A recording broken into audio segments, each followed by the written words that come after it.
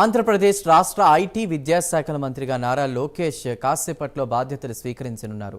సచివాలయం 4వ బ్లాక్లోని ఛాంబర్లోకి ప్రవేశించి అధికారిక బాధ్యతలు చేపట్టనున్నారు. ఇవాళ మంత్రివర్గ సమావేశం ఉండడంతో సచివాలయంలో ఆయన పదవి బాధ్యతలను చేపట్టనున్నారు. ఇప్పటి వరకు బాధ్యతలను చేపట్టకపోవడానికి ఆయన ఛాంబర్లో స్వల్ప మార్పులు చేర్పులు చేయడం వల్లే అని చెప్తున్నారు.